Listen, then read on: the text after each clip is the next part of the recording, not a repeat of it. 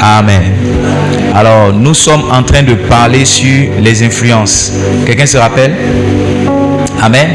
Aujourd'hui, je vais vous parler sur comment résister au diable, comment traiter avec l'influence de Satan. Je vous ai montré, d'accord, la réalité de l'influence de Satan. Je vous ai montré les occasions, les voies qu'il utilise quelquefois pour tenter d'influencer nos vies. Ce matin, je vais vous parler de comment on résiste à Satan. Alléluia. Allons-y d'abord dans le livre d'Éphésiens, au chapitre 4. On va lire Éphésiens chapitre 4. Éphésiens chapitre 4.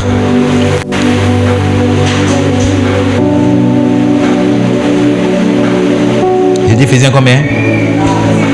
Éphésiens chapitre 4. Lisons à partir du verset 16, pourquoi pas. Éphésiens chapitre 4. Lisons à partir du verset 16. Bon, allons-y directement au verset 27, si ça ne vous dérange pas. Éphésiens chapitre 4.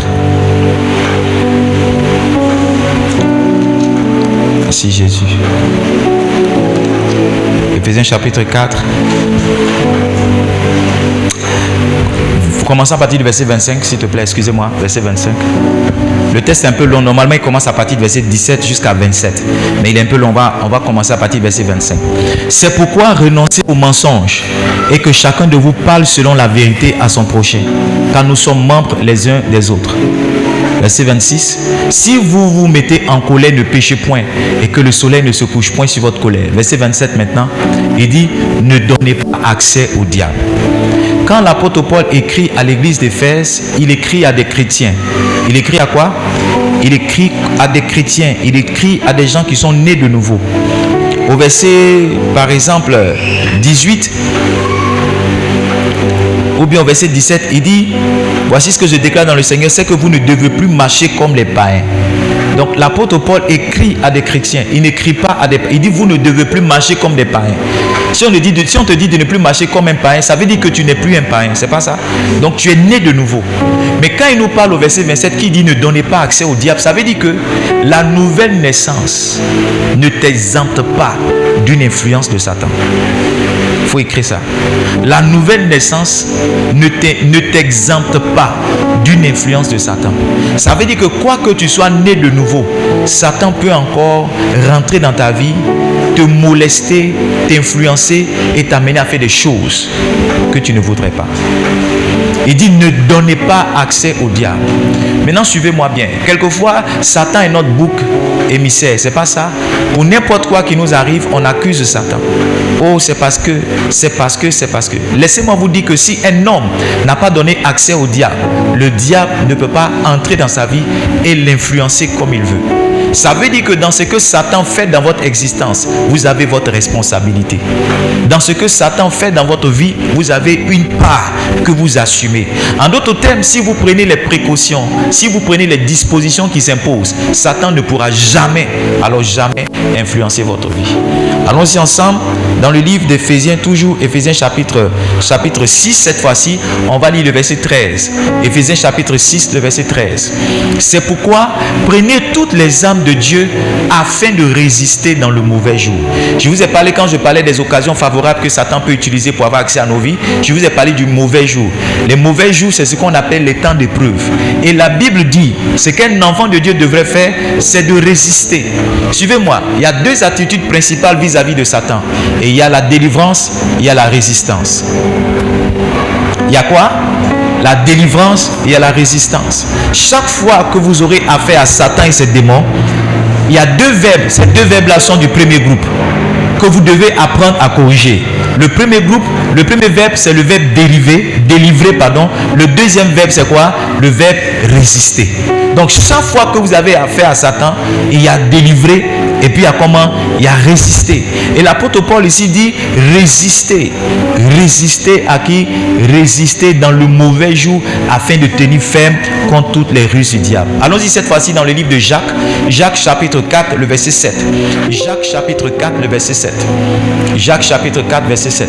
Il dit soumettez-vous donc à Dieu, résistez au diable et il fuira loin de vous. Donc tous ceux qui arrivent à être des victimes de Satan, ce sont des gens qui n'arrivent pas à lui résister ou qui ne savent pas se délivrer de son influence. J'ai dit quoi? Tous ceux qui finissent par être des victimes de Satan, ce sont des gens qui ne savent pas lui résister, ou bien quoi, qui ne savent pas se délivrer de son influence. Donc la chose que tu dois faire, la responsabilité que tu dois assumer, c'est comment est-ce que je résiste à Satan et comment est-ce que je me délivre de son influence. Donc ce matin, je vais te partager au total 6 clés qui vont t'aider, d'accord, à résister à Satan et à te délivrer de son influence. Qui est-ce que ça intéresse? Lève la main, mets-la sur ton cœur maintenant, dis Seigneur, au nom de Jésus, aide-moi à être délivré de l'influence de Satan. Aide-moi à résister aux attaques de Satan au nom de Jésus-Christ de Nazareth. Lisons Hébreux chapitre 12 verset 4 avant que je ne vous parle de ces 6 clés-là qui pourront vous aider. By the way, peut-être qu'une clé commence par là. Il dit, vous n'avez pas encore résisté jusqu'au sang. Ça veut dire que même dans la résistance, il y a des niveaux. Amen.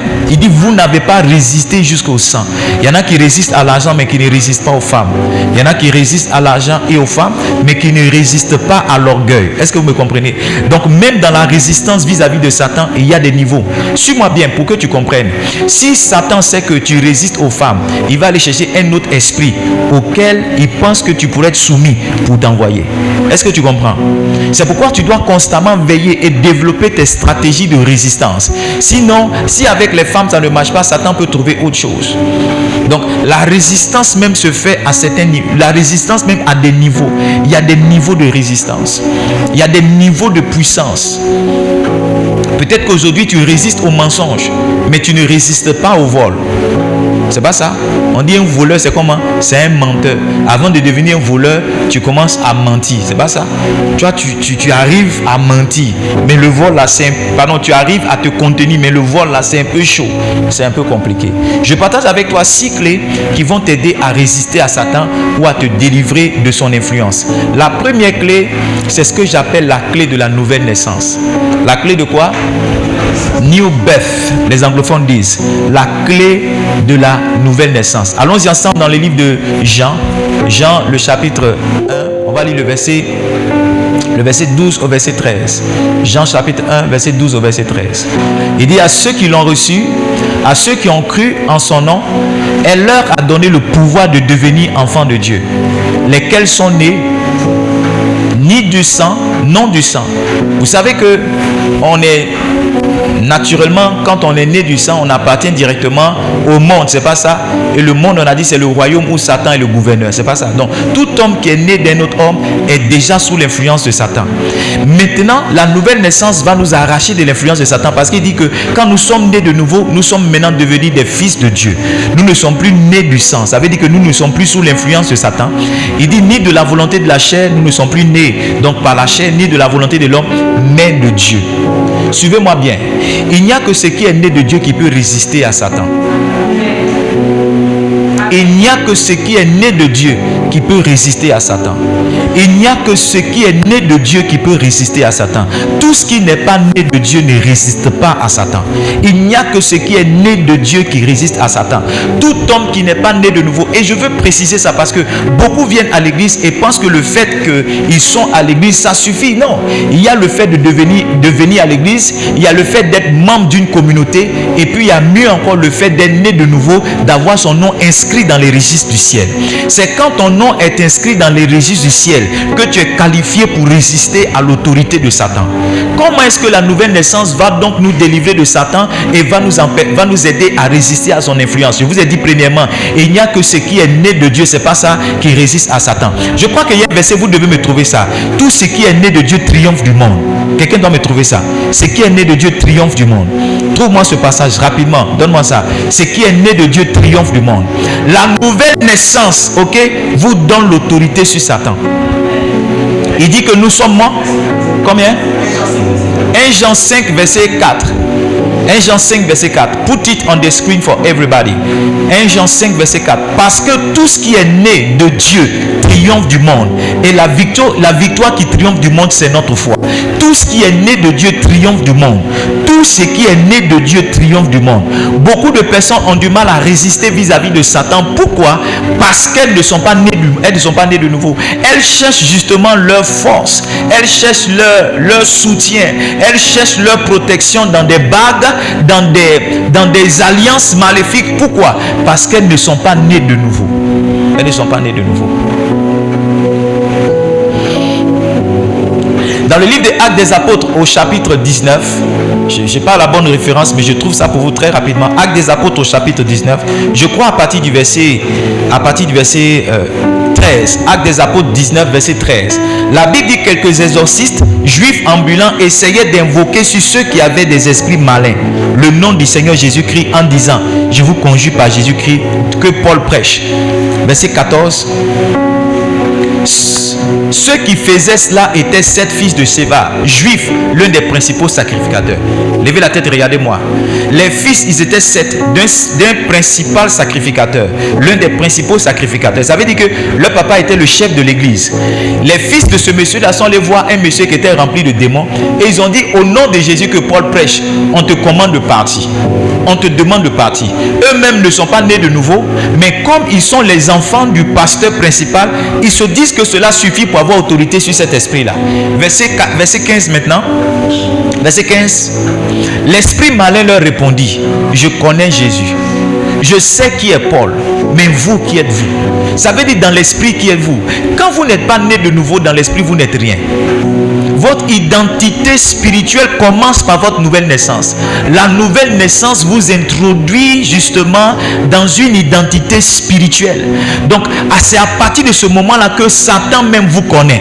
Quand vous êtes né de nouveau, Satan même vous connaît. Vous êtes une propriété privée. Je ne sais pas si tu as voulu faire le pécos. Tu connais le pécos? Prendre le poulet de quelqu'un pour manger. Il y a des poulets là, on attache un morceau de tissu à leur patte, c'est pas ça? Ou bien on attache un morceau de tissu à leur aile, c'est pas ça? Donc, dans ta folie, même quand tu vois ce genre de poulet, tu sais que il y a des poulets qu'on mange, mais il y a des poulets qu'on ne mange pas. Il y a des poulets sur qui même on attache des couris, c'est pas ça? Donc quand tu vois ce genre de poulet, tu veux manger, mais tu dis ça c'est un poulet intouchable. C'est pareil. Quand vous naissez de nouveau, il y a une marque. La Bible appelle ça la marque du Saint-Esprit qui vous rend intouchable, qui fait que ça, il est interdit à Satan de vous toucher. Suivez-moi bien. Suivez-moi bien. Suivez-moi bien.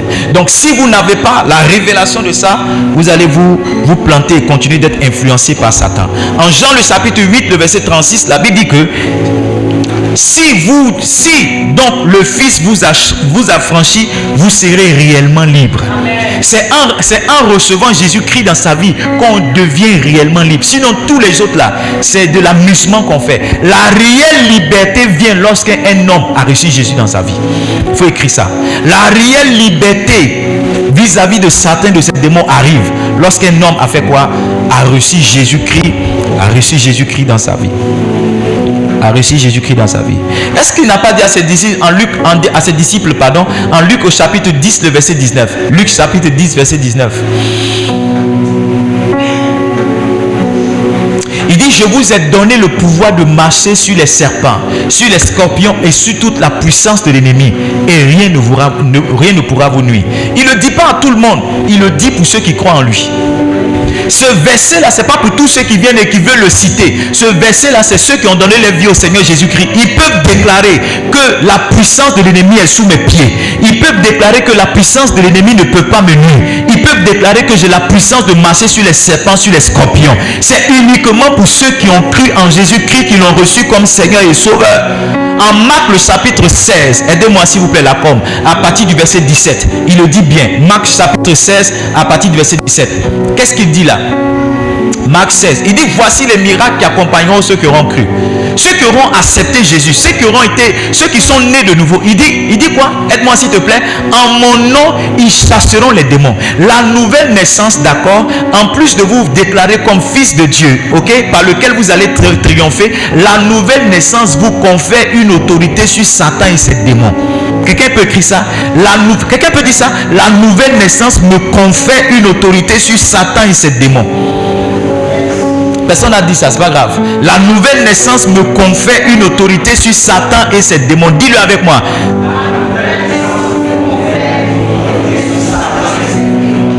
Et je me rappelle une année, ma mère m'a appelé, elle m'a dit: Edmond, je souhaiterais que tu viennes prier pour ta grand-mère. Quand je sortais de chez moi, mon épouse m'a arrêté. Elle dit: mon chéri, je sais que tu es loin. Est-ce que l'onction que tu as là, ça peut aller affronter les sorciers de chez vous là? Naturellement, ma femme ne voulait pas que je parte et que je revienne fléché. Est-ce que vous me comprenez?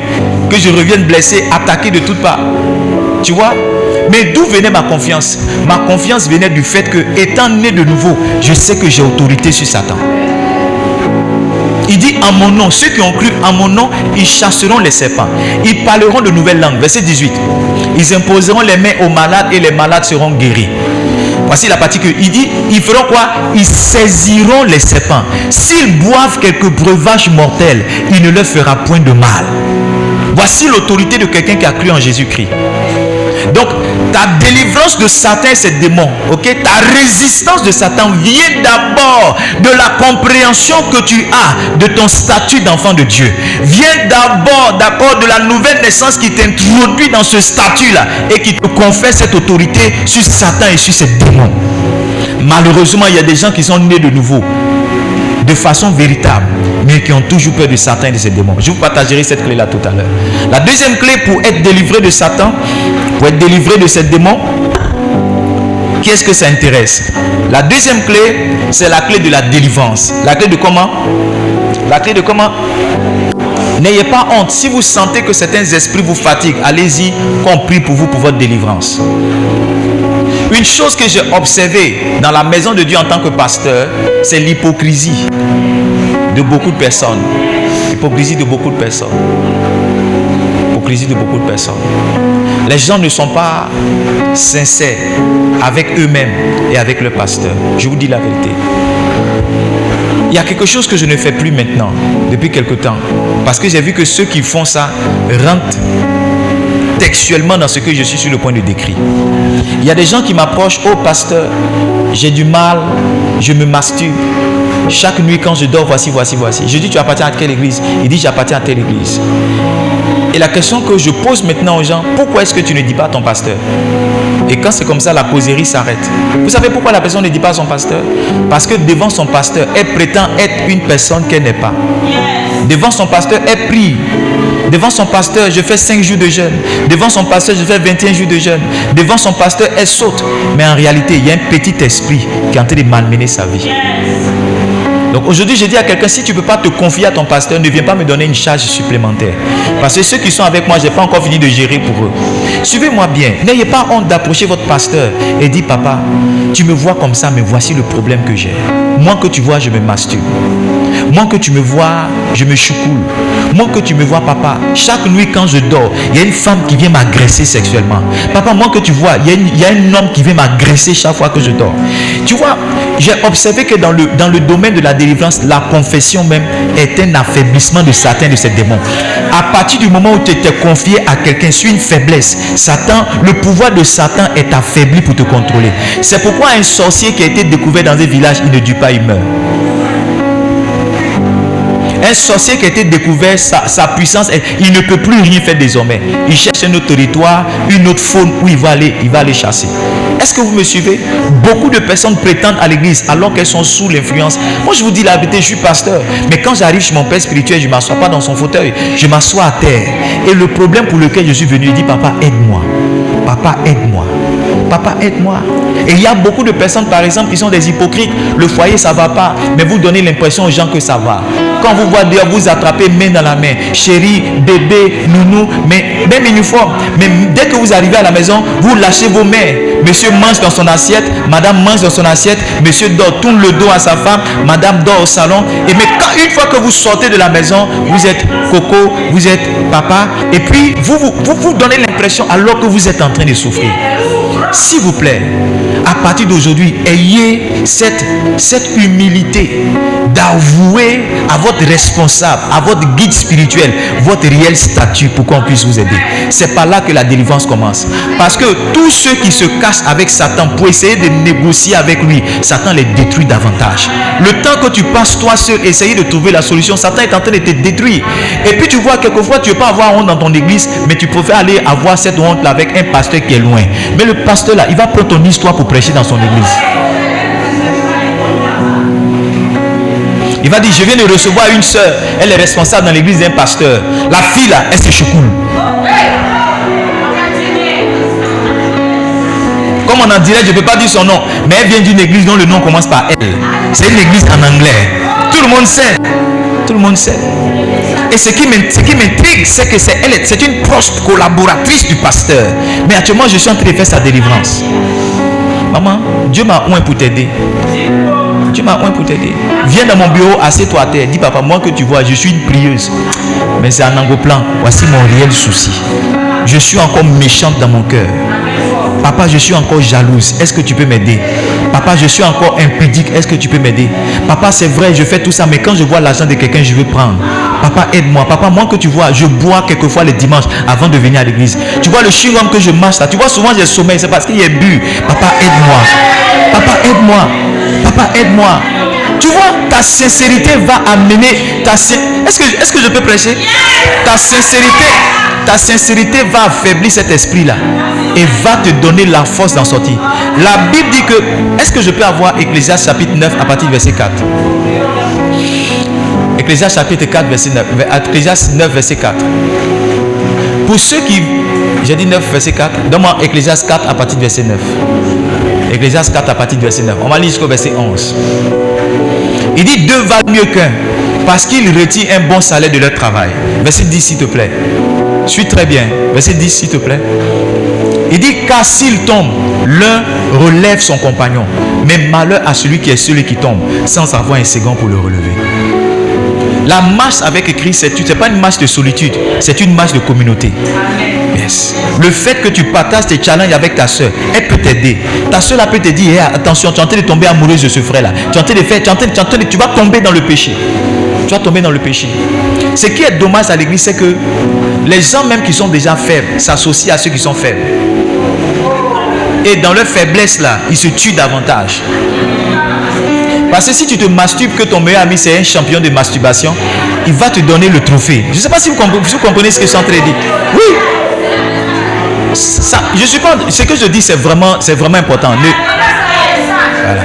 Si tu as du mal à prier 30 minutes, ton ami dans l'église devait être le champion de la prière. Si tu as du mal à te sanctifier, ton ami dans l'église ça devait être Maman Teresa, la sœur Mat, qui ne tombe jamais dans le péché. Ça doit être celle-là qui doit être ta copine. Parce que le jour où tu vas vouloir faire un mauvais pas, elle pourra te dire hey. Mais si ton meilleur ami ou bien ta meilleure amie est déjà faible, est déjà tombée, quand tu as tombé, que tu as venir te confier, elle va dire ma soeur, moi-même là même.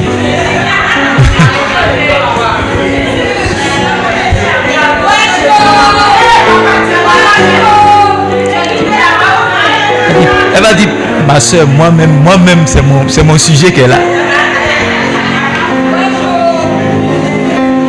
Déjà, il y a cru que j'étais seul. Moi-même c'est mon sujet qu'elle a. Donne-moi le dernier verset. Il dit de même si l'un couche ensemble, ils auront chaud. Mais celui qui est seul, comment aura-t-il chaud? Verset 12 s'il te plaît. Je crois qu'il y a un verset. Verset 12. Verset 12 s'il te plaît. Verset 12. Il dit si quelqu'un est plus fort qu'un seul, suis-moi bien maintenant. Il dit les deux peuvent lui résister. Si toi seul tu n'arrives pas à sortir de ce péché là, moi et puis toi, on peut résister à ce démon là. On peut résister à cet esprit là. Est-ce que vous savez que dans le domaine spirituel, il y a les niveaux de protection? C'est un peu comme si quelqu'un te poursuit et puis tu rentres dans la cour de quelqu'un. À partir du moment où tu es rentré dans la cour de quelqu'un, il est interdit à quelqu'un de l'extérieur de rentrer dans la cour. Tu vois, nous sommes à l'église comme ça et puis on poursuit un voleur. C'est arrivé plusieurs fois. Il y a un jeune homme ici, il a pris de l'argent de son papa l'a poursuivi, il a sauté la clôture, il est tombé ici. Son papa s'est retourné parce que son papa sait que quelle que soit sa colère, il ne peut pas rentrer chez nous, récupérer son propre fils, il ne peut pas le faire. C'est comme ça. Beaucoup de personnes, ce qui vous aide, c'est que vous êtes sous la couverture d'un homme de Dieu. C'est-à-dire vous avez fui le monde, vous êtes venu vous asseoir à l'église. À partir de ce moment-là, Dieu a fait de ce leader-là le gardien de votre âme. Et Satan, sachant cela, sait qu'il ne peut pas vous toucher. Il ne peut pas vous toucher. Tout ce que Satan peut faire, c'est de vous influencer pour que dans votre colère ou bien dans votre frustration, vous puissiez sortir de l'influence. C'est en ce moment-là, il va commencer à vous décapiter. Quand je me préparais à venir ici, le Saint-Esprit m'a montré le visage d'un de mes fils et d'une de mes filles. Il m'a dit, il faut les appeler, il faut leur dire, aussi longtemps qu'ils ne se sont pas réconciliés, aussi longtemps qu'ils n'ont pas posé telle ou telle action, ils vont changer de quartier, ils vont changer de ville, ça n'ira pas mieux pour eux. J'ai dit, Seigneur, donne-moi la force de leur dire cela. Tu vois, ces genres de choses-là arrivent quand tu pries pour quelqu'un. Quand tu te soucies pour quelqu'un, que tu pries pour lui, Dieu te donne ce genre de révélation. Mais quand tu ne te soucies pas pour quelqu'un, tu ne pries pas pour lui, ça ne vient pas. Certains de mes enfants, vous êtes là, puis je vous dis, Dieu m'a dit de vous dire ça. Pourquoi? C'est pas venu parce que j'ai bien mangé à checker, j'étais rassasié. Non, c'est parce que j'ai invoqué votre nom dans la prière. C'est parce que j'ai pensé à votre situation. J'ai dit, Seigneur, comment est-ce que je peux me rendre utile pour que cet enfant, pour que ce fils-là puisse être sauvé. Puis Dieu me dit, dis-lui de faire ça ou faire telle ou telle chose pour lui. Amen. Donc, après avoir donné sa vie à Christ, si vous sentez qu'il y a des esprits encore qui sont là, passez par la délivrance. Sans honte. Sans honte. Sans honte. J'ai programmé la délivrance d'une belle dame qui est venue avec ses talons. Elle-même, elle ne savait pas qu'il y avait des esprits qui influençaient sa vie. Mais quand j'ai commencé à parler, la manifestation des esprits qu'on a vu était choquant. C'était choquant. Je suis allé à une veillée une fois, et quand je suis venu à la veillée, mon esprit n'a pas quitté une soeur. Elle était dans le groupe de chant. Elle chantait, elle était utile. Tout ce que le pasteur demandait, elle courait. Je disais, mais cet esprit, pourquoi est-ce que mes yeux ne quittent pas cette soeur-là? Et mes yeux ne l'ont pas quitté jusqu'à ce que je monte à la chaise. Quand je suis monté à la chaise, j'ai oublié ma petite serviette. Il y a longtemps, je prends les petites serviettes. J'ai oublié ma petite serviette là où j'étais assis, et j'ai demandé, j'ai dit, quelqu'un peut me donner ma serviette? Et c'est cette soeur-là utile qui a couru, elle est partie prendre ma serviette. Quand elle a pris ma serviette, qu'elle est venue, quand elle me l'a tendue, je n'ai pas pris ma serviette. Dès qu'elle m'a tendu la serviette, le Saint-Esprit a commencé à me parler. Et à la surprise générale, j'ai commandé un esprit de la quitter. Et cette soeur-là qui chantait, qui était belle, qui se rendait utile à côté du pasteur, tout le monde était surpris de voir qu'il y avait des manifestations d'esprit. La spiritualité, c'est pas dans le make-up. C'est pas dans bouger, c'est pas dans bouger. Tu peux bouger comme ça. Et puis il y a beaucoup d'esprits qui sont là. Tu dois te faire aider. Tu dois te faire aider. Quand on dit délivrance, il y en a qui pensent qu'eux ils sont trop purs, ils sont trop saints, et ils ont dépassé ce niveau-là. Tu ne sais pas les esprits qui t'influencent. Tu ne sais pas les esprits qui sont logés. Une dame est venue ici, j'étais en train de prêcher. Et pendant qu'elle était assise, je dis, je vois un esprit qui est logé sur ta tête ici. J'ai commandé, sa perruque est tombée. Oui. Ce qui était sa perruque est tombée. Une belle dame, grand détail. Cette dame-là, elle a dit à sa maman, maman, je suis allé dans une église ce mardi, suivez-moi très bien. Il y a un pasteur qui a prié pour moi. J'ai donné ma vie à Jésus, ma vie a changé. Sa maman est quittée à Daoukro samedi. Sa maman est quittée à Daoukro, elle est venue sonner à ce portail. Elle dit, elle veut voir le pasteur qui a prié pour sa fille s'est convertie. Elle veut lui dire merci pour retourner. La dame là m'a dit merci, elle est retournée à Daoukro. Oui. Quitté à Daoukro, j'étais choqué. Elle dit, pasteur, je suis venu de Daoukro pour te dire merci. Juste ça. J'ai dit juste ça. J'ai dit, maman, tu aurais pu m'appeler. Elle dit non. Elle voulait me voir et me dire merci. Beaucoup d'entre vous êtes séduits par une qualité bizarre. Non, je suis saint, je suis saint. Non, il y a des esprits qui te fatiguent. Il y a même des pasteurs qui prêchent et qui sont molestés par des esprits. Yes. Un de mes amis, il s'est confié à moi. Il dit, Bishop, aide-moi. J'ai dit, c'est quoi? Il dit, chaque nuit quand je me réveille pour prier, j'entends un esprit qui me dit d'allumer la télé et de la programmer sur la pornographie. Il dit, je n'arrive pas à résister à cet esprit. Je me suis levé pour prier, mais je me retrouve en train de regarder porno. Et j'ai tenté d'avoir des relations avec une fille de l'église. Elle a donné l'information à ses parents. Voici comment l'église s'est cassée. De plusieurs personnes, je me suis retrouvé aujourd'hui avec ma seule famille dans l'église. Toi, tu penses que c'est juste simple? Tu penses que c'est juste parce qu'il n'arrive pas à contrôler sa chair? Non! Il y a des esprits qui molestent ce pasteur. Il y a des esprits qui molestent cet homme de Dieu. J'ai voulu l'aider, je l'ai programmé pour 21 jours de jeûne. Malheureusement, il ne peut pas jeûner. Il ne peut pas jeûner. Il y a toujours quelque chose que tu dois faire dans ta propre délivrance. Yes. Je vous dis la vérité. Quelquefois, la délivrance vient pas sans au nom de Jésus. La délivrance vient par l'affaiblissement de la chair. Quand tu affames l'esprit qui est en toi, c'est-à-dire l'esprit là se nourrit de quelque chose en toi. Quand tu empêches à cet esprit de manger cette chose-là, il décide de partir. Parce qu'il ne sent plus que, il grossit plus en toi. Il ne sent pas que tu n'es plus intéressé par votre alliance. Il n'est plus intéressé, il n'est plus à l'aise. Ton jeûne le fatigue. Le fait que tu sois à l'église dans l'atmosphère. Tu vois, quand je suis en train de parler des démons comme ça, les esprits qui sont là n'aiment pas ça. Ils n'aiment pas ça. Ce qu'ils peuvent faire, c'est te distraire ou bien t'endormir. Parce que quand je parle comme ça, ils commencent à bouillir, ils commencent à se secouer. Et quelquefois, ceux qui tombent en colère quand ils annoncent ce genre de message, c'est la manifestation de l'esprit qui est en toi. Tu as besoin de délivrance. Besoin de délivrance. J'ai dit, pasteur, je crois que tu dois faire 21 jours de jeûne. Tu montes, tu descends. Tu montes, tu descends. Il dit ok, mais il dit je fais un travail là. Il est rentré dans des excuses. Jusqu'à aujourd'hui, je n'ai pas pu l'aider. Pas pu l'aider. La Bible a dit, et c'est Jésus qui l'a dit, il dit ce genre de démon, ce type de démon, ce modèle là, ce que tu es en train de me dire, ce modèle là, ce n'est pas sort, ce modèle là, c'est le jeûne et la prière. Ce que tu me décris là, où tu es arrivé, puis c'est le jeûne et la prière. Et pasteur, si tu ne peux pas jeûner, tu ne peux pas prier, je ne sais pas comment je peux t'aider. Il y a des gens ici, on dit 3 jours de délivrance, on te met 3 jours à jeûne, 3 jours de jeûne, tu manges et tu viens pour la prière. Il y a des gens qui sont molestés. Oui, moi les démons m'ont molesté. Un jour, le Seigneur m'a dit de rentrer dans une longue période de jeûne. J'ai fait 40 jours. Quand j'ai fini, dit 21 jours. Quand j'ai fini, 7 jours. J'ai tellement jeûné mes enfants. J'ai tellement jeûné frères et sœurs qu'arrivé au moment, je ne sentais plus ma chair. Ce qui fait d'un homme un homme, je ne sentais plus tout. Rien. Et sans que je n'ai à prier de façon spéciale, j'ai senti l'influence de ces esprits-là partir. Simplement partir. Écoutez-moi, je vais vous parler des activités qui rendent un homme spirituel et je parlerai du jeûne. Il n'y a aucune spiritualité sans jeûne. Peut-être que vous ne savez pas, même les marabouts et les féticheurs, les sorciers jeûnent. Quand ils ont certains coups qu'ils veulent frapper, ils se privent de nourriture. Donc le jeûne, ce n'est pas une activité chrétienne, c'est une activité spirituelle. Tous ceux qui montent en esprit, que ce soit du côté positif, du côté négatif, eux tous ils pratiquent le jeûne. Donc tu ne peux pas devenir un homme spirituel, une femme spirituelle si tu ne jeûnes pas. Si tu ne jeûnes pas. Donc quand actuellement on est dans 7 jours de jeûne, il y en a qui sont en train de manger, qui sont en train de grossir. Un enfant de Dieu même, il est interdit à un enfant de Dieu de grossir.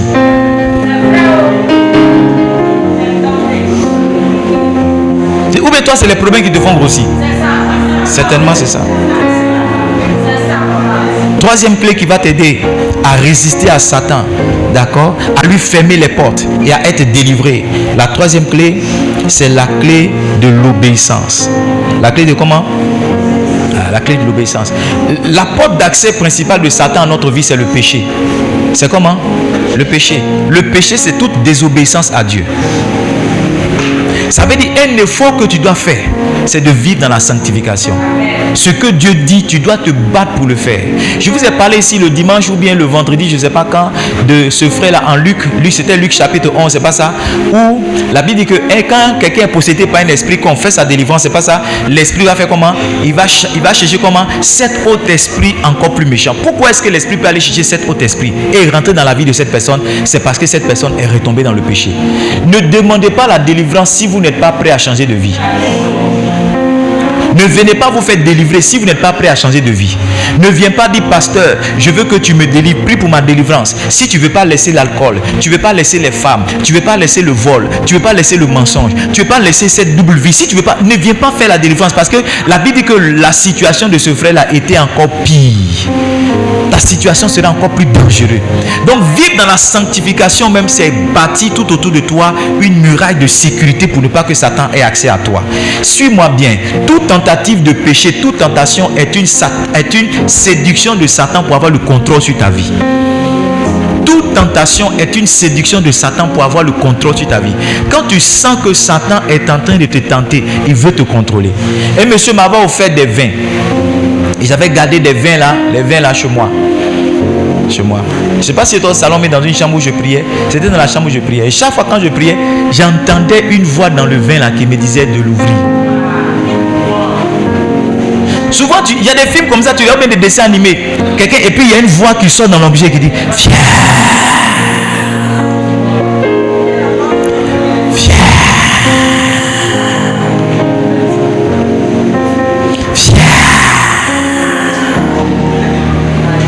La Bible dit à partir de ce moment, suivez-moi, la Bible dit à partir de ce moment, Ève a vu que le fruit était agréable à manger. C'est-à-dire qu'elle a entendu Satan, le fruit a changé d'aspect à ses yeux. Donc quand il te dit, viens, en même temps tu commences à voir les bulles de vin. Tu vois, quand tu sais le vin, puis ça fait des bulles là. Qui connaît ça? Ça fait des bulles. Et puis voilà, c'est pétillant. Et puis l'odeur du vin là monte un peu comme ça. Tu vois, non? Tu commences à penser à toutes ces choses là. Et puis ton envie monte encore. Ton envie monte encore. Et puis Satan vient et te dit, tu es seul. Qui te voit? Et puis tu dis, et puis toi aussi tu dis, oui, je suis seul. Et puis il dit, dans tous les cas, c'est toi le pasteur qui va t'envoyer quelque part. Et puis il dit, c'est pour toi. Et puis arrivé un moment, pendant que tu es en train de parler en langue, tu te retrouves assis en train de siroter un troisième verre de vin. Suivez-moi maintenant. La Bible dit ceci en 1 Corinthiens 10, verset 13. Il dit, il n'y a aucune tentation qui n'ait été surhumaine. 1 Corinthiens 10, 13, s'il te plaît. 1 Corinthiens 10, 13. Aucune tentation ne vous est survenue qui n'ait été humaine. Il dit, et Dieu qui est fidèle ne permettra jamais que vous soyez tentés au-delà de vos forces. Ça veut dire que toute tentation qui vient vers vous, vous avez la force de dire non. Toute tentation qui vient vers vous, vous avez la force de dire non.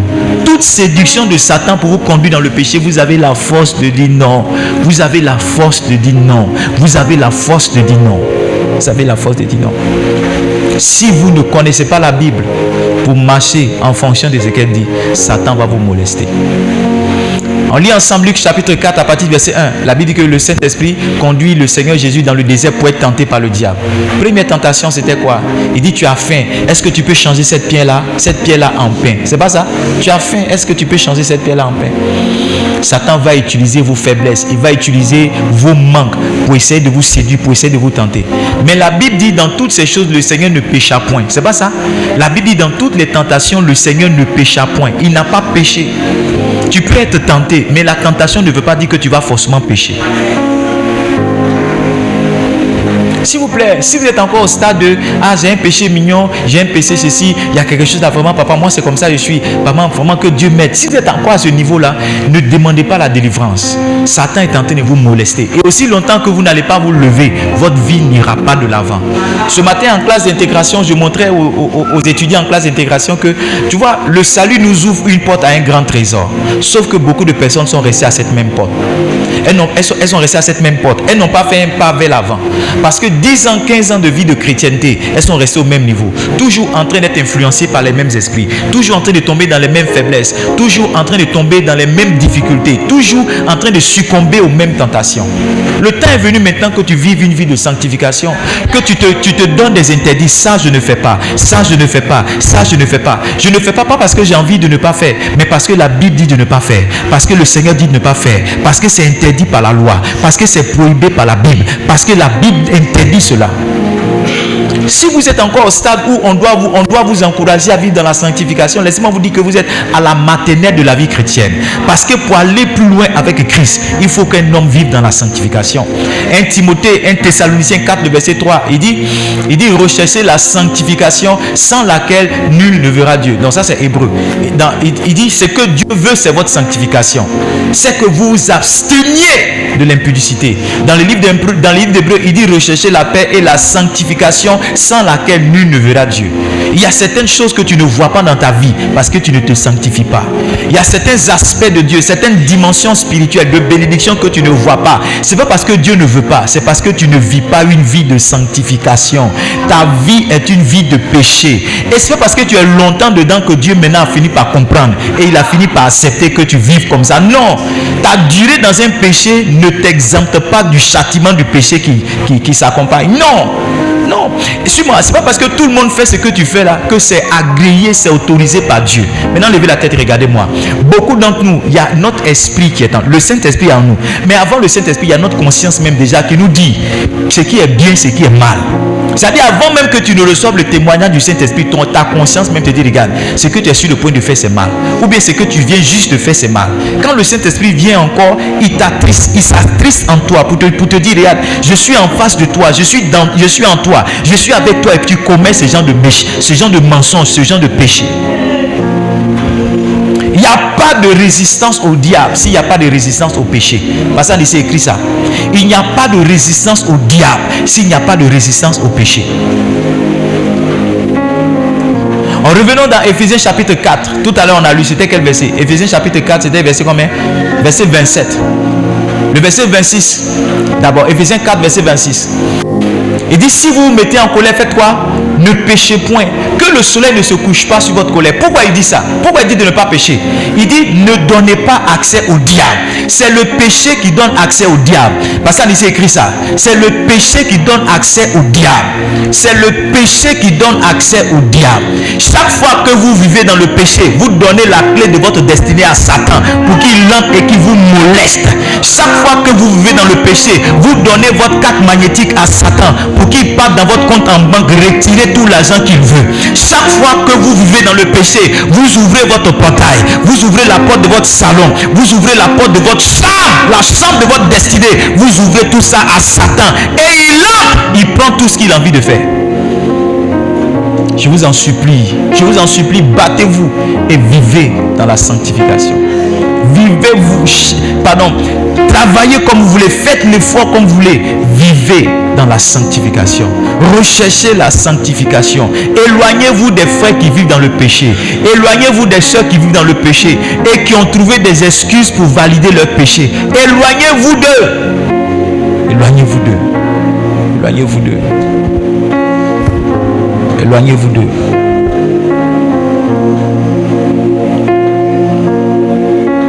Le problème de beaucoup de personnes, c'est le péché. Souvent, on est à l'église, suivez-moi bien, on prie pour certaines personnes.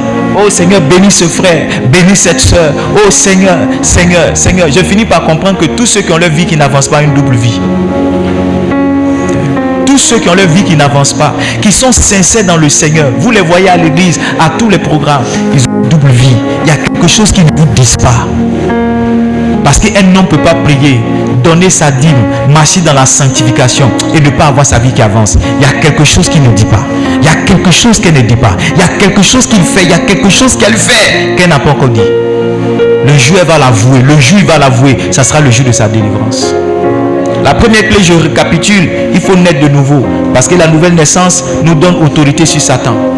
Parce que la nouvelle naissance nous place sous la protection du Seigneur. À partir du moment où nous sommes là, Satan n'a pas accès à notre vie.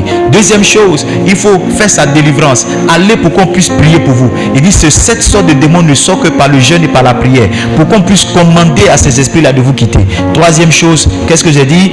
Il faut obéir à Dieu. Il faut marcher dans la sanctification. Luc chapitre 11, verset 24 à verset 26. C'est ce que je lisais tout à l'heure. Luc 21, verset 24 à verset 26. Quatrième chose, pour marcher tout en résistant à Satan et ne pas lui donner accès, c'est ce que j'appelle la croissance spirituelle. C'est ce que j'appelle comment? Je l'appelle comment? La croissance spirituelle. Il y a des esprits qui vous fatiguent parce que vous êtes encore des enfants. Quand tu es un enfant, tu as peur de gangamou. Qui a peur de gangamou? Qui a eu peur de gangamou? Gangamou, on ne sait pas c'est qui est gangamou. Mais quand tu es un enfant, gangamou, il commence à pleurer en même temps. Quand tu es un enfant, tu crois en deux choses. Au Père Noël, pour ce qui est le bien, c'est pas ça. Gangamou, pour ce qui est le mal. Gangamou. Gangamou. Ou bien on dit, on va appeler à couper. À couper arrive. C'est à couper qui te calme. Mais est-ce qu'à ton âge, si on dit on va appeler à couper, est-ce que tu as fui? Si on dit on va appeler Gangamou, est-ce que tu as fui? Quand tu es un enfant, il y a certains esprits qui te molestent. Quand tu es un enfant, il y a des esprits qui te molestent. Satan viendra toujours essayer de faire quelque chose. Mais tu vois, c'est pas ta maturité que tu vas l'arrêter. C'est pas ta maturité que tu vas dire, Satan, ça ne peut pas marcher avec moi. Moi, quand il vient dans mes pensées, il dit, tu me fais rire, toi. Tu me fais rire. Tu penses que quoi? J'ai tombé dans ce piège-là? Tu penses que parce qu'il a dit, parce qu'il a fait ça, je vais me comporter comme ça? Tu mens, je reviens encore. Satan, laisse-moi. Quand tu es mature, tu parles comme ça. Mais quand tu es un enfant, Satan utilise n'importe quoi pour te faire partie. S'il vous plaît, la Bible dit aussi longtemps que l'héritier est un enfant. Dis avec moi s'il te plaît. Galates chapitre 4 verset 1. Aussi longtemps que quoi? L'héritier est un enfant. Il fait quoi? Il ne diffère en rien d'un esclave. C'est-à-dire quand tu es au stade de l'enfant spirituel, tu es comme un esclave. Un esclave c'est quoi? C'est quelqu'un qui est soumis à la volonté de quelqu'un. C'est quelqu'un qui est soumis à l'autorité de quelqu'un. Donc ton statut c'est pareil comme celui d'un esclave.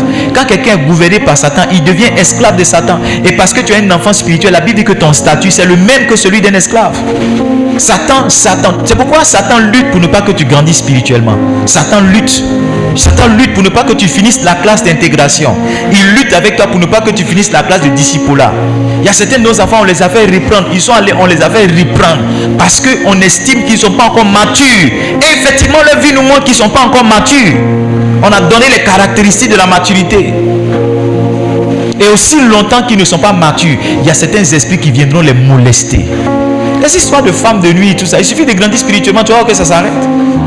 Les histoires de vol, mensonge, il suffit de grandir spirituellement, tu vas voir que tu ne fais plus ces genres de choses. Mais aussi longtemps que tu es petit, aussi longtemps que tu es un enfant spirituel, tu sais prier, notre Père qui est aux cieux, tu sais venir à l'église, mais tu ne connais pas certaines vérités. Tu n'as pas bâti l'homme intérieur en toi, tu n'as pas bâti l'homme spirituel. Satan continue de te molester, quoi que tu sois né de nouveau.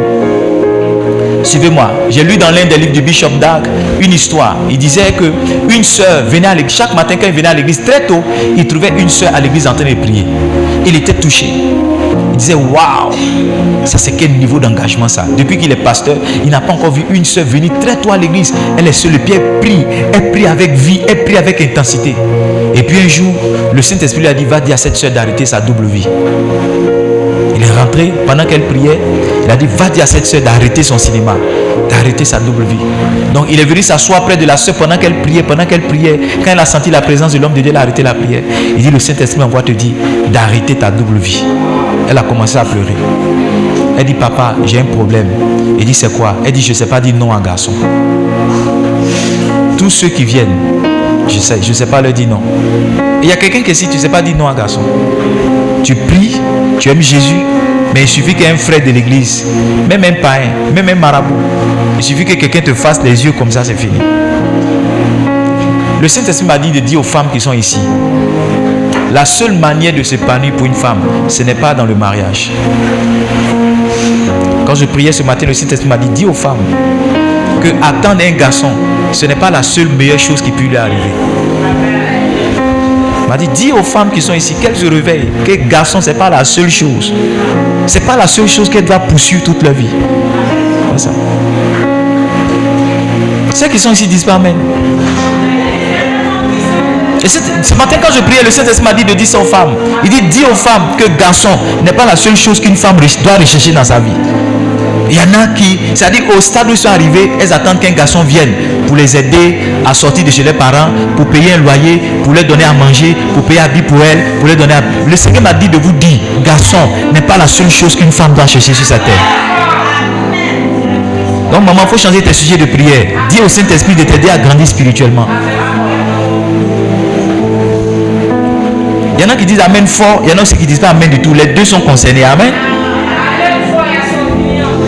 Amen. Cinquième clé qui va vous aider à lutter, à résister à Satan. Est-ce que vous êtes avec moi? Allons-y ensemble dans les livres d'Éphésiens chapitre 6. On va lire le verset 11 au verset 12.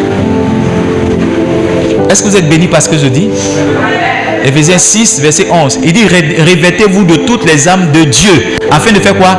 Afin de pouvoir tenir contre les ruses du diable. La cinquième clé qui va vous aider à tenir contre les ruses du diable, c'est de vous armer de toutes les armes de Dieu. Et j'ai fait un séminaire.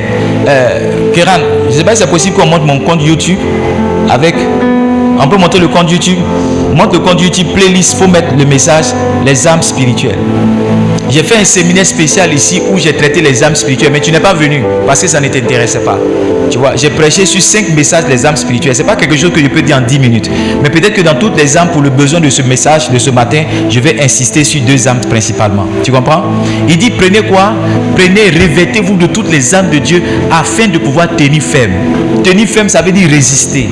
Tenir ferme, ça veut dire quoi? Résister. Il dit, afin de pouvoir résister contre les ruses du diable.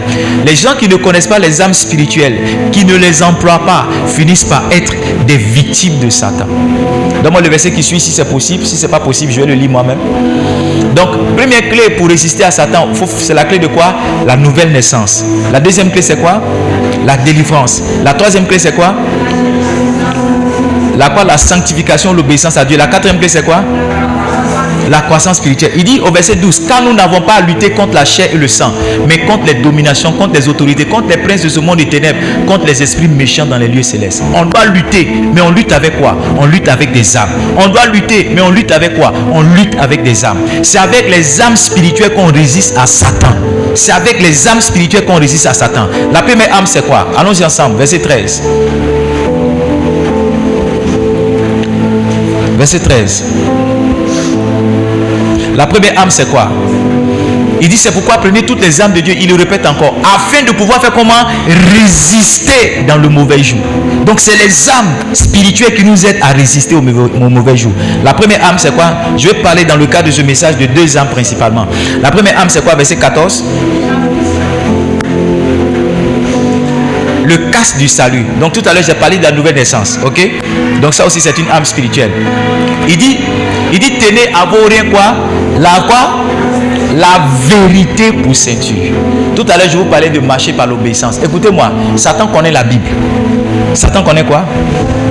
C'est pourquoi quand Satan voudra vous faire tomber, il va citer certains versets bibliques.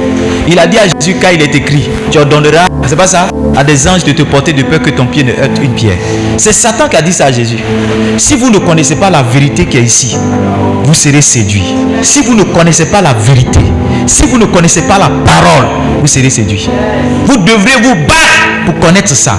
Je pense que c'est un échec pour un enfant de Dieu s'il passe sa vie, s'il passe de vie à trépas. Ça veut dire s'il meurt et qu'il ne connaît pas ça.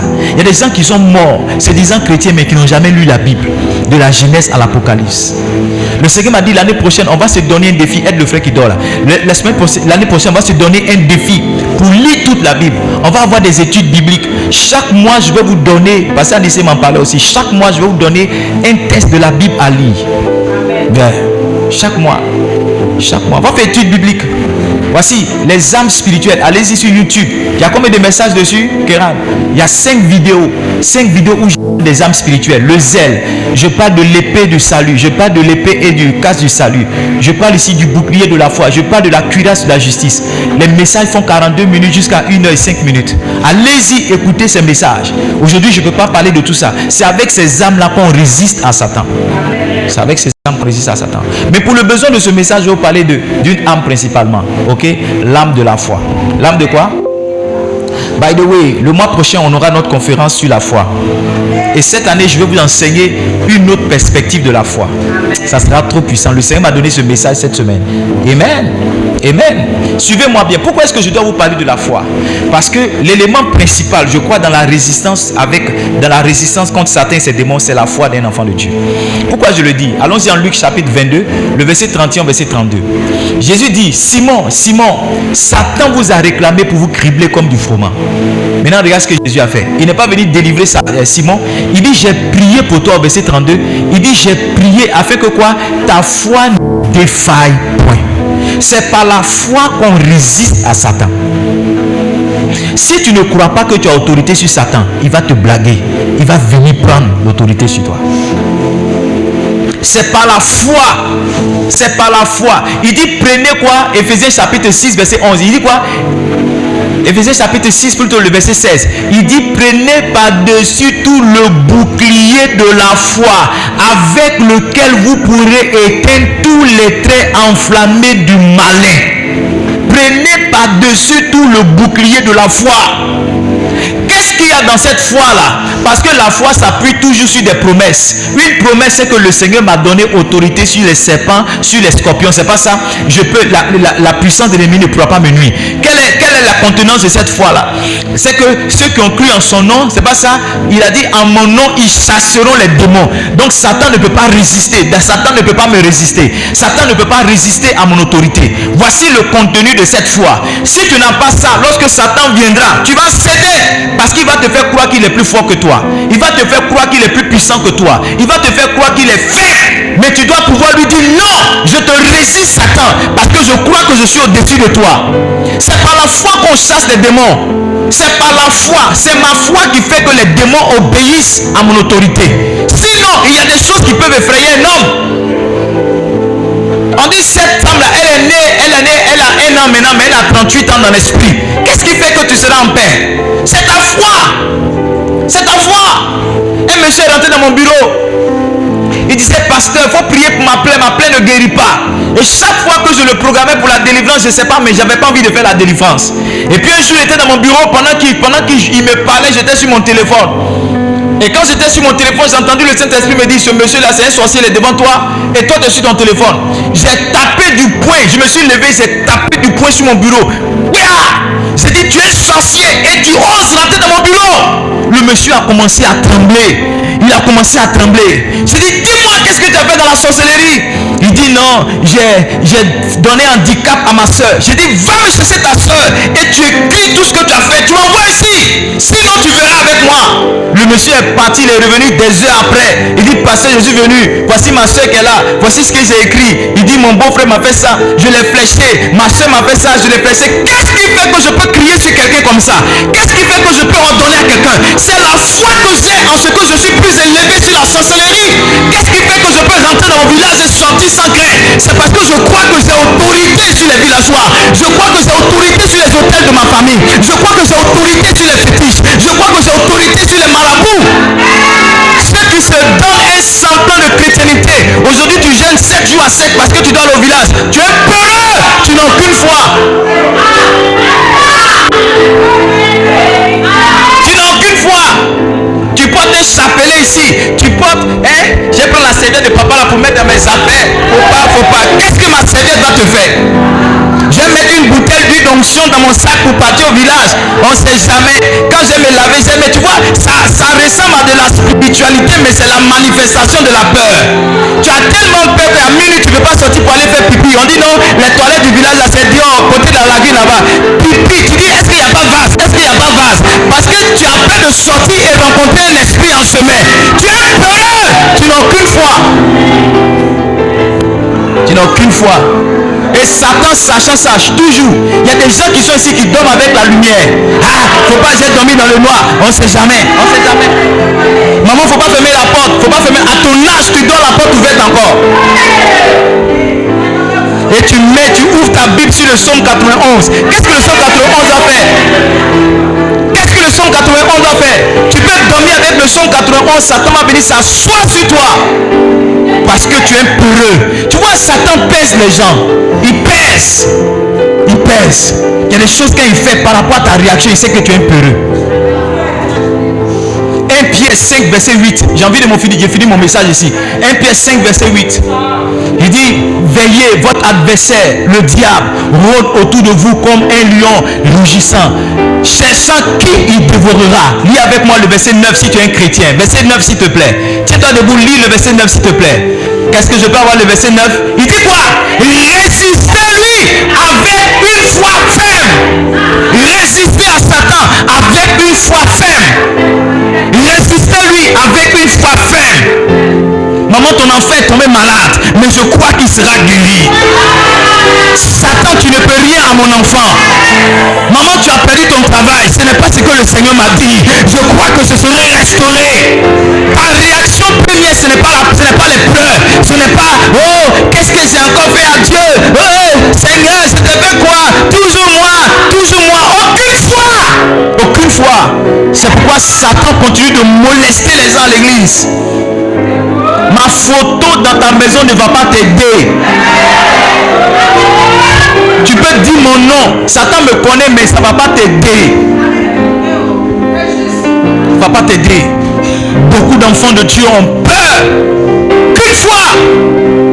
Il y a des gens qui ne vont pas aller avec nous en évangélisation. On avait une soeur dans cette église, on devait aller à Passe. J'ai dit, pourquoi tu n'es pas parti? Elle dit, sa maman lui a dit que quand on fait évangélisation, que le pasteur chasse les démons là, les démons rentrent sur les autres.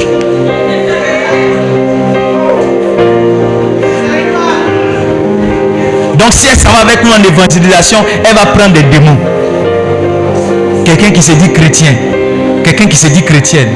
Aucune foi. Aucune foi. Il y en a qui viennent à l'église qui ont encore des baillards, des trucs. On dit tu as perdu ton papa, mais on va mettre un truc sur ta peau là. Faut pas, il va venir, c'est quoi ça?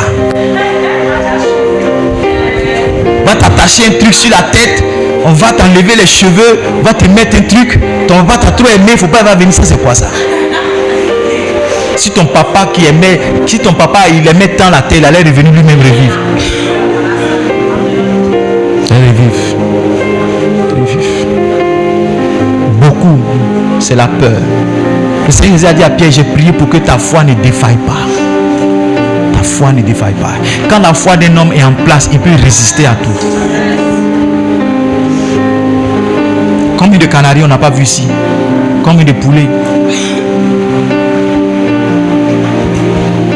canaris. J'ai pris le canari là, j'ai mis caille dedans. Poulet. On a déjà dit, j'ai détruit le poulet. Pas une prière spéciale. Parce que je sais que j'ai autorité sur ça. J'étais là. C'est tout ce cibagré là. C'est parce que tu as peur. Tu as allé chercher huile. Ah ouais, huile de papa là. J'ai pas huile. Toi là, ouais. Dès que tu as commencé à avoir une petite palue là, ça dit que tu as tellement crié que dès que ton corps va commencer à chauffer, les esprits. C'est comme ça. Papa, je suis attaqué. Ça fait 2 jours que tu n'as pas dormi, c'est palu, va te reposer. Prends paracétamol, va te reposer. Il n'y a aucun esprit qui vient. Aucun esprit. Je crois à la puissance de l'esprit. Je crois à l'existence de Satan. Mais je crois que beaucoup d'enfants de Dieu sont des peureux. Et tu sais, souvent dans la peur là, tu as des hallucinations. Tu peux prendre la lune comme ça. Tu as dit, oh, c'est la fin du monde. C'est la fin du monde. Il y a un frère qui est rentré ici. Je ne sais pas s'il était saoulé. Il est rentré ici une fois. Il a dit, ah! Les gens ont failli me laisser à l'église ici. Il a pris des feuilles de gazon. Il est rentré à l'église ici. C'est pourquoi il vous a dit, mettez la sécurité. Il est rentré, il fait quoi? Ici, les gens ont failli me laisser seul. Ils ont failli me laisser seul. Ils étaient derrière. Il a dit, suivez-moi bien. On était des jeunes à l'église. Et puis on avait une soeur. Pendant qu'on faisait l'adoration, ces esprits ont commencé à se manifester. Donc les responsables ont prié pour elle. Laissez. Et puis ils l'ont envoyé derrière. Suivez très bien cette histoire. Je vais finir avec ça. Ils l'ont envoyé derrière. Et puis c'est pas, ils l'ont laissé là. Ils sont allés faire une réunion. La soeur là, ces esprits là l'ont réveillée. Pendant qu'elle était couchée, elle a mis sa main comme ça. Tu vois les vitres là. Quand elle touche la vitre là, ça reste dans sa main. Elle a pris une vitre comme ça. Elle a pris une autre vitre. Et s'est levée. Quand elle s'est levée comme ça là, ça dit. Quand elle s'est levée comme ça là, le noir de ses yeux là est rentré. Il dit, on faisait répétition de chorale. Tous les sopranos sont partis. C'est elle qui était devant. Elle a lancé la première vitre comme ça. Elle a commencé à réagir au nom de Jésus. Nous aussi on a pris confiance au nom de Jésus jusqu'à on l'a maîtrisé. Mais les autres là sont sortis.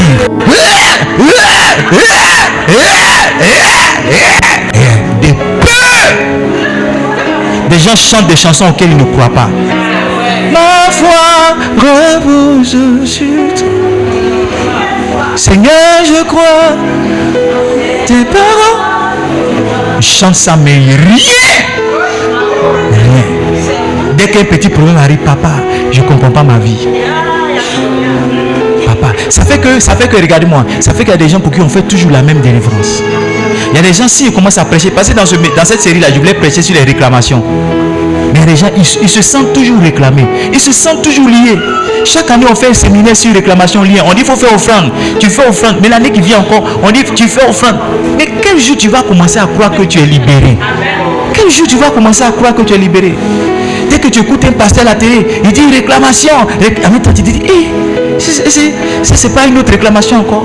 Tu as fait réclamation des cheveux, réclamation des yeux, réclamation de ton nez. Chaque fois, tu fais réclamation d'une partie de ton corps. Chaque fois, tu sais pourquoi tu fais ça? Parce que tu ne crois pas. Parce que la vraie force devant la réclamation, c'est la foi. Il dit, Satan vous a réclamé pour vous cribler comme du froment. Mais j'ai prié afin que ta foi ne défaille pas. Afin que ta foi ne défaille pas. Arrivé au moment où tu dois dire, je suis libéré de tout ça. C'est fini, c'est quoi? Et puis les choses vont s'aligner à partir de ta foi. Sinon, tu seras toujours victime. Quelquefois, certaines personnes ont trouvé un business. Ils savent que c'est un message qui marche. Parce que nous tous, on vient de quelque part.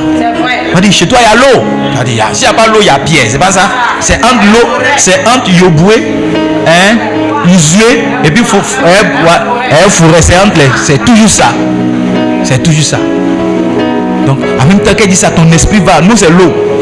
Il y a l'eau chez vous, oui, chez mon papa il y a l'eau, chez ma maman, mais la maison est dans l'eau. C'est fini. Arrivé un moment là, tu dois dire c'est bon. Je ne suis plus réclamé. Après des réclamations, moi mais je vais prêcher maintenant. Tout le monde se chante là. Je ne suis plus esclave. Prends le micro, tu as chanté pour moi. Est-ce que quelqu'un est béni par le message? Béni par le message. C'est avec la foi qu'on résiste à Satan. Ah papa, est-ce que tu es sûr? Oui, je suis sûr. Vous pensez que quoi? Vous pensez que je pense que c'est facile de prendre les gens, me lever comme ça, aller à tout pas? Je sais qu'il y a des entités à tout pas. Je sais qu'il y a des réalités spirituelles. Mais je crois qu'on est au-dessus de tout ce qui est là-bas. Je crois qu'on est au-dessus. Quand on était à Mébé, vous ne savez pas, mais quelqu'un s'est fait agresser sur la route. Le chauffeur qui devait venir nous prendre au retour à Mébé le deuxième jour, il dit, il ne vient pas tant qu'on ne vient pas le chercher. Il dit, lui, il ne prend pas la route là seul dans le noir.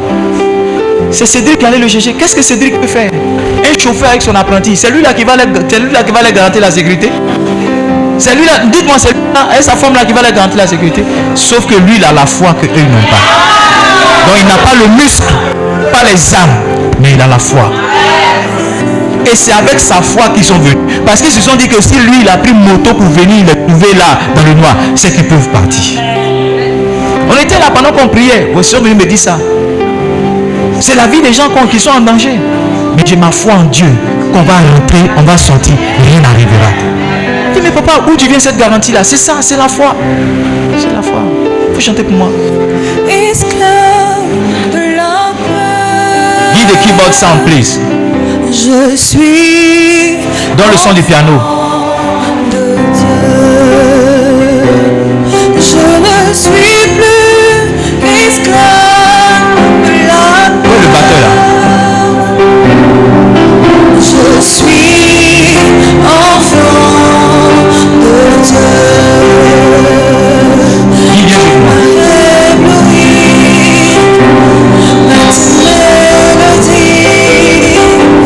Tu m'entoures d'un chant d'amour, Chant de délivrance, un chant de délivrance, devant mes ennemis.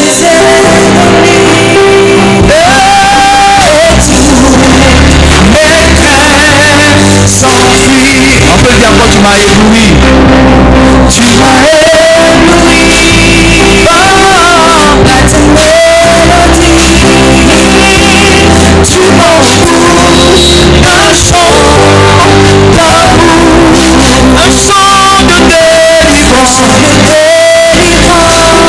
devant mes ennemis.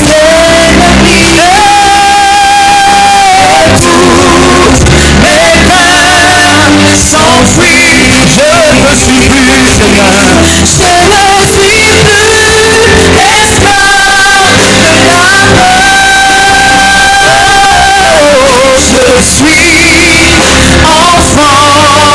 suis enfant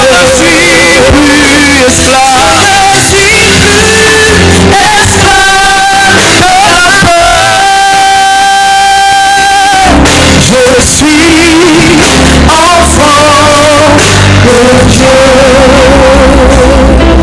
Je ne suis plus esclave de la mort.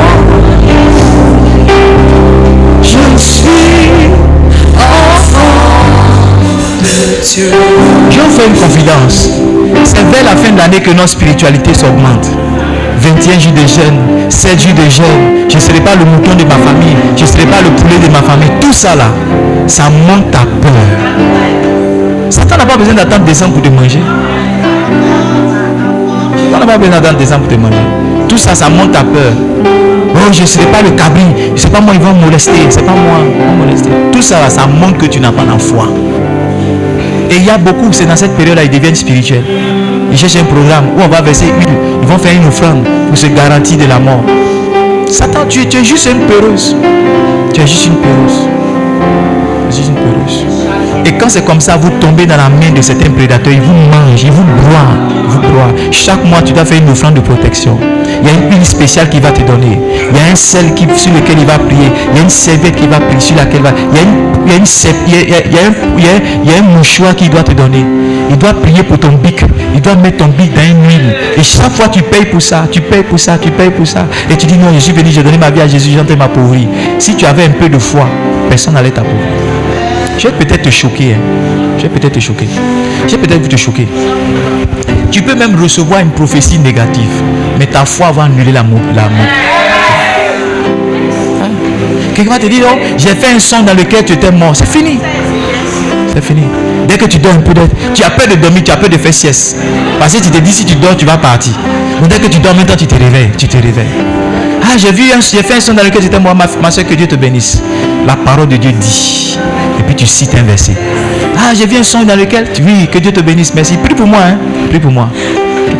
Mais, voici ce en quoi je crois. Dieu m'a dit que je vais vivre longtemps. Beaucoup d'entre vous, je suis qu'on vous donne une parole, c'est fini. Parole, c'est fini. Une soeur est venue me voir depuis Abidjan et son mari. Quelqu'un leur a dit, il voulait les escroquer, il leur a dit, elle devait aller dans un pays dont le nom commence par C. Le gars lui a dit non, il y a un problème sur ton voyage. J'ai vu, il y a un problème sur ton voyage. Et puis il a fermé son téléphone. Donc la dame est troublée. Et moi, je tente de prier. Dieu m'a dit, ce monsieur-là et sa femme vont venir. Suivez-moi très bien. Suivez-moi très bien.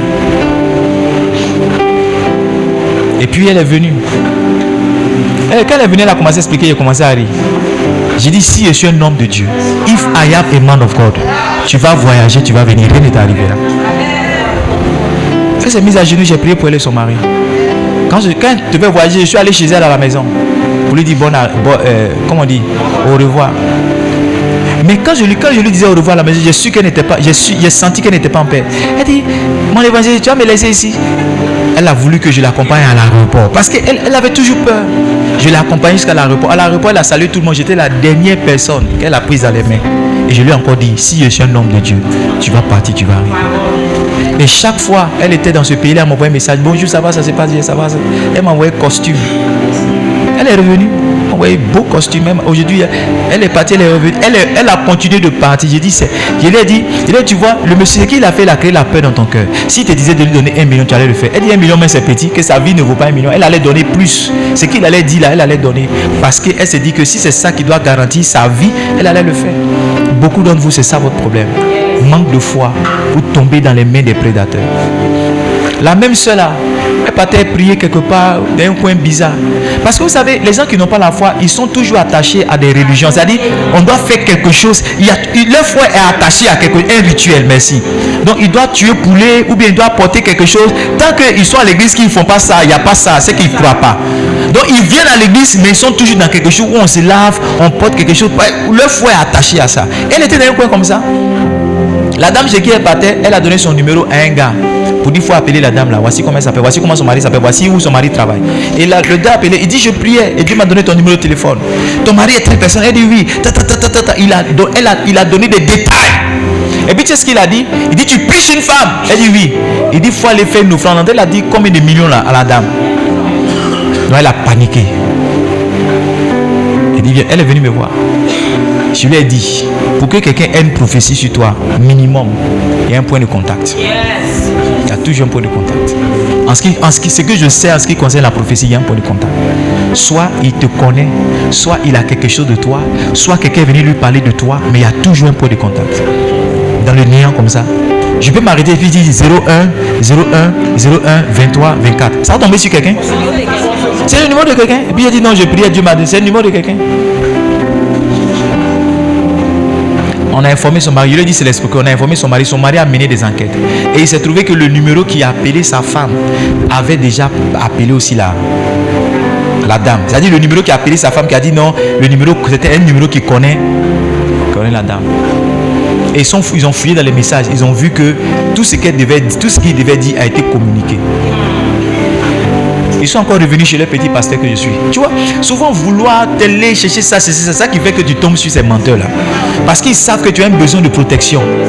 Tu as ton besoin là. Il y a tellement de sorcellerie chez toi que quand tu viens chez moi ici, il ne fait rien de spécial, il t'enseigne la parole. Ah, le pasteur là, quand on vient, il prêche bien, c'est tout. Mais il ne donne pas quelque chose avec lequel on s'attache. Donc, tu es ici, mais tu veux quelqu'un qui va te donner sel. Ça fait que le juge dit, il a envoyé le sel. Tu es chaud pour venir comme ça. Quand il fait ce genre d'opération, envoyer les habits, envoyer les choses prophétiques. 2 jours, il ne fait pas les cultes prophétiques. Vous n'avez pas remarqué ça? La dernière fois que j'ai dit envoyer celle ici, les gens prient. Le sel que les gens envoyé ici, moi-même j'étais découragé. J'ai dit Seigneur, je ne fais pas ça pour détruire les gens. Il a dit votre peur même, vous savez que dans les choses comme ça, vous êtes chaud.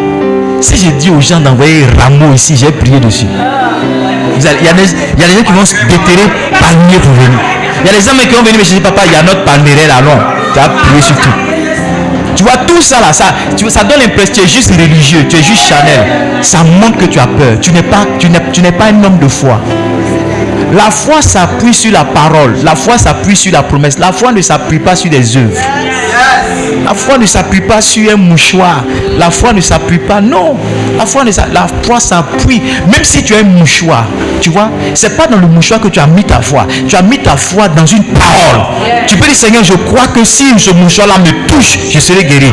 En d'autres termes, le mouchoir n'a pas de puissance. Mais ta puissance est rattachée à la parole que tu as, la confiance, l'engagement que tu as pris au Seigneur. Yes. Si vous avez la foi, Satan va sauter. Tu as dit, monsieur, quand tu as fini, lève-toi, il faut partir. Mon père spirituel dit, il est parti dans un pays, c'était le Bénin. On lui a tellement dit, et tu t'arrêtes chez les Béninois, Bénin. Et les Béninois, malheureusement, ils n'ont rien fait, mais leur nom est gâté.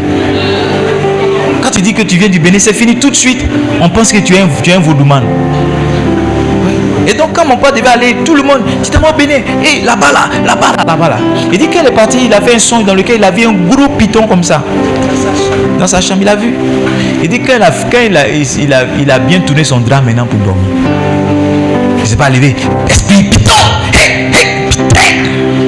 Tous ces simagrées qu'il fait dans le quartier, on entend ta voix là. C'est parce que tu as peur. Il y a des gens qui prient, si un cafard va tomber, le feu. À cause de toi, il ne faut pas les cafards, les salamandres, il ne faut pas ils vont vivre sur la terre. Tous les cafards ne sont pas possédés. Toutes les souris ne sont pas possédées. C'est quelle souris ça? On est dans 7 jours de chasse, c'est quelle souris ça? Le feu.